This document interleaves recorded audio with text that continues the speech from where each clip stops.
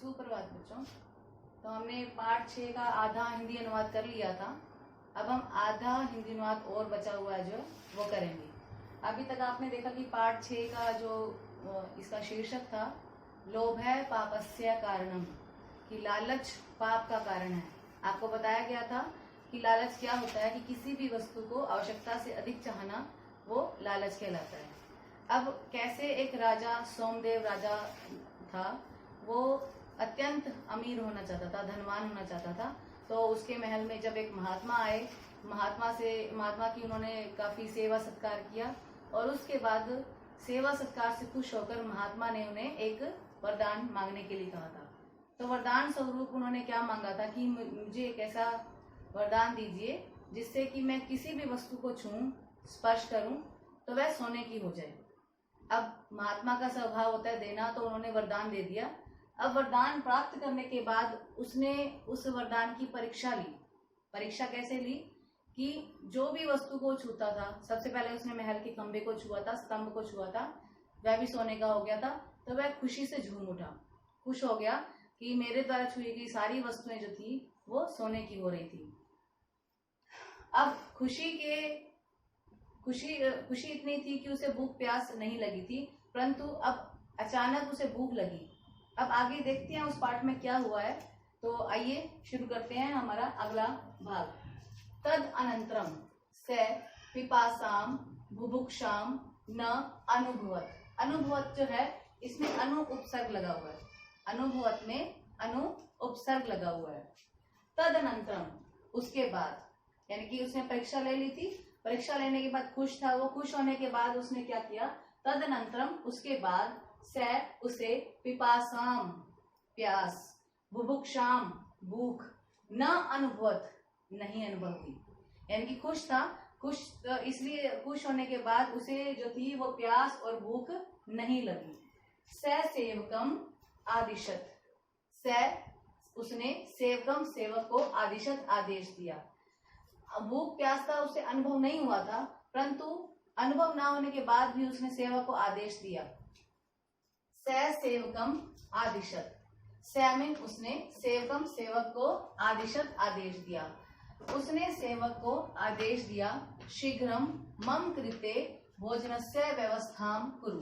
शीघ्रम जल्दी, मम कृते मेरे लिए, भोजनस्य व्यवस्थाम भोजन की व्यवस्था, कुरु करो। ये कुरु जो है वो लोट लकार है, तो शीघ्र मेरे लिए भोजन की व्यवस्था करो।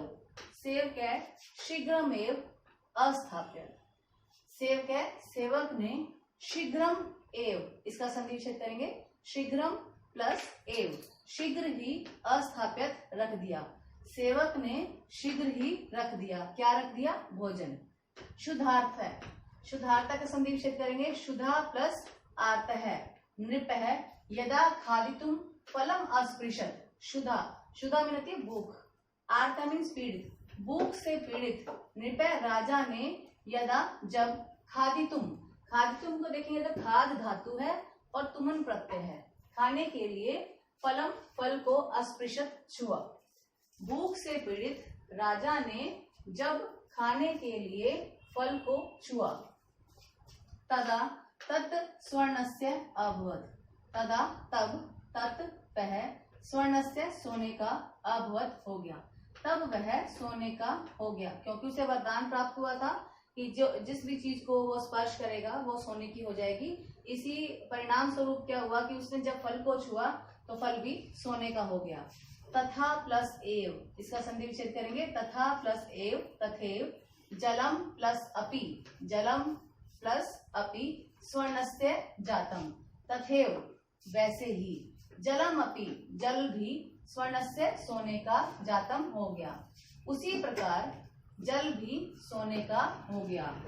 सहसा क्रीडंती नृपस्य पुत्री तत्र समागता, सहसा अचानक, क्रीडंती खेलती हुई, नृपस्य पुत्री राजा की पुत्री, तत्र वहां, समागता आई, अचानक खेलती हुई राजा की पुत्री वहां आई। नृप ताम अस्पृशत, नृप राजा ने, ताम उसे, अस्पृशत छुआ, राजा ने उसे छुआ या राजा ने उसे स्पर्श किया। अहो अरे देवगति दुर्भाग्य। सा अपि स्वर्णस्य संजाता। सा मीन्स वह। एक होता है स जो स के बीच विसर्ग लगती है, स के पीछे, वो पुल्लिंग के लिए होता है। ये है आपका सा, और सा जो होता है वो होता स्त्रीलिंग के लिए, और उसका अर्थ भी वह ही होता है। तो अरे देवगति दुर्भाग्य, सा अपि वह भी, स्वर्णस्य संजाता, स्वर्णस्य सोने की, संजाता हो गई, वह भी सोने की हो गई। अधुना नृत्य सोमदेव क्रंदनम अकरोत। जब उसने सारी चीजों को छुआ था, फल को छुआ, जल को छुआ, सब सोने का हो गया, तो अचानक उसकी पुत्री भी सोने की हो गई। तब क्या हुआ?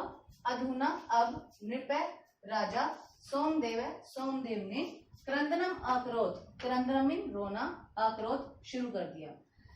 तभी अब राजा सोमदेव ने रोना शुरू कर दिया। बहु कालांतरम स एवं महात्मा पुनः नृपस्य प्रसादम समागतः।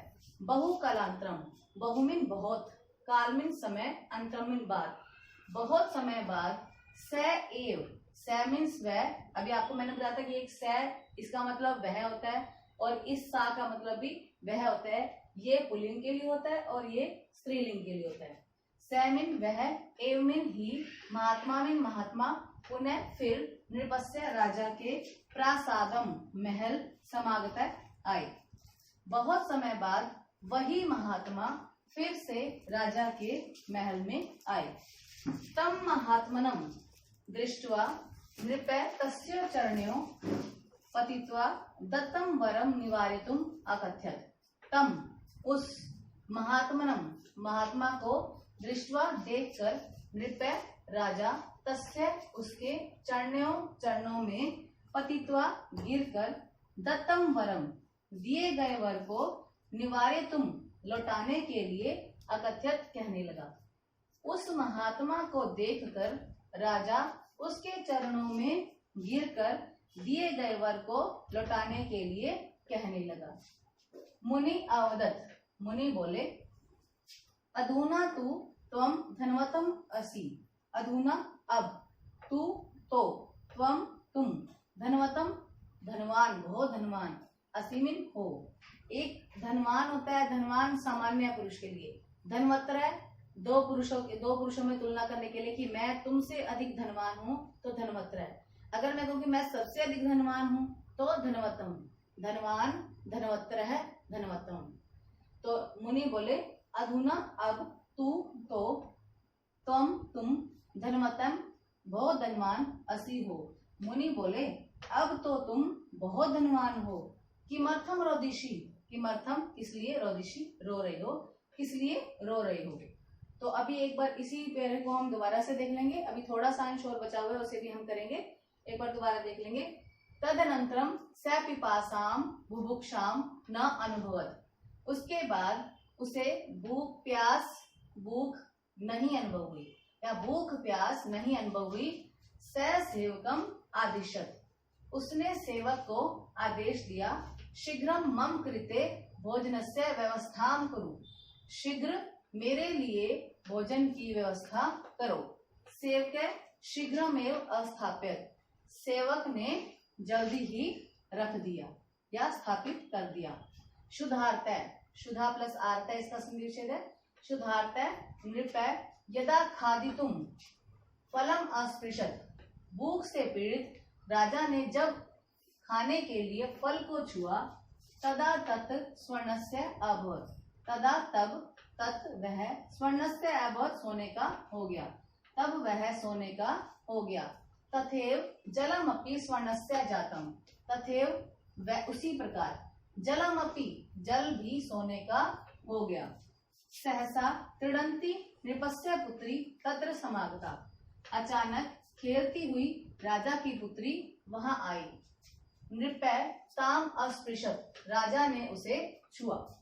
अहो अरे देवगति दुर्भाग्य, अरे दुर्भाग्य। सा अपि स्वर्णस्य संजाता, वह भी सोने की हो गई। अधुना नृपय सोमदेव क्रंदनम अकरोत। अब राजा सोमदेव ने रोना शुरू कर दिया। बहुकालांतरम स एव महात्मा पुनः नृपस्य प्रासादम समागतः। बहुकालांतरम, बहुत समय बाद वही महात्मा फिर से राजा के महल में आए। तम महात्मनम दृष्ट्वा नृपः तस्य चरणयों पतित्वा दत्तम वरम निवारितुम अकथयत्। उस महात्मा को देखकर राजा ने उसके चरणों में गिरकर दत्तम वरम, दिए गए वर को लौटाने के लिए, यानी कि वापस ले लो अपना वर जो है, कि दिए गए वर को लौटाने के लिए अकथयत् कहने लगा। मुनि आवदत, मुनि बोले, अधुना तू त्वम धनवतम असि, अब तो तुम धनवान हो, बहुत धनवान हो, किमर्थम रोदिषि, इसलिए रो रहे हो। तो यहाँ तक आशा करती हूँ कि आपको समझ आ गया होगा। तो अभी हम थोड़ा सा अंश और बचा हुआ उसको भी पढ़ेंगे।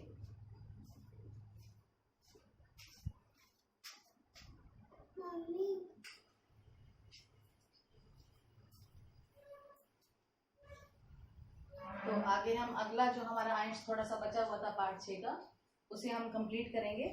तो देखेंगे आप पार्ट 6 का बाकी बचा हुआ अंश। तो नृपः आवदत, राजा बोला, अधुना अहम धनम न इच्छामि। जैसे कि महात्मा ने कहा था कि अब तो आप बहुत ज्यादा धनवान हो गए हो, आप किस लिए रो रहे हो। तो राजा बोला, राजा कहने लगा, अधुना अहम धनम न इच्छामि, अधुना अब अहम मैं धनम धन न इच्छामि नहीं चाहता हूँ, अब मैं धन नहीं चाहता हूँ। मुनि अपि दयाम कृत्वा एवं अस्तु, इसका संधि विच्छेद करेंगे, एवं प्लस अस्तु कथित्वा निरगच्छत, निर प्लस अगच्छत, निर जो है इसका उपसर्ग लगा हुआ है, निर प्लस अगच्छत। मुनि, मुनि अपि भी दयाम कृत्वा, दया करके, एवं अस्तु ऐसा ही हो, कथित्वा कहकर, निरगच्छत लौट गए, चले गए। तो उन्होंने, जैसे राजा ने बोला था कि आप अपने दिए गए वर को लौटा लें, तो राजा ने भी, राजा क्योंकि मुनि वगैरह जो होते हैं वो दयालु होते हैं, तो मुनि ने भी दया करके ऐसा ही हो कहकर लौट गए। नृपो अपि, इसका संधि विच्छेद करेंगे, नृपः प्लस अपि, नृपः प्लस अपि। संकल्पम अकरोत् यत् कदापि लोभम न करोमि। नृपः अपि, राजा ने भी संकल्पम, संकल्प, अकरोत् किया, यत् कि, कदापि कभी भी, लोभम लोभ, न करोमि नहीं करूंगा। राजा ने भी संकल्प किया कि कभी भी लोभ नहीं करूंगा। यतो, क्योंकि, लोभ है पापस्य कारणम भवति, क्योंकि निश्चित रूप से, ये इस ही का मतलब होता है निश्चित रूप से, क्योंकि निश्चित रूप से लोभ पाप का कारण होता है। अतः उच्यते, इसलिए कहा गया है, लोभात क्रोध है, इसका संधि विच्छेद करेंगे, लोभात, तो के नीचे अनंत आ जाएगा, लोभात क्रोध है प्रभवती, लोभात लोभ से, लालच से, क्रोध है क्रोध, प्रभवती उत्पन्न होता है, लालच से क्रोध उत्पन्न होता है।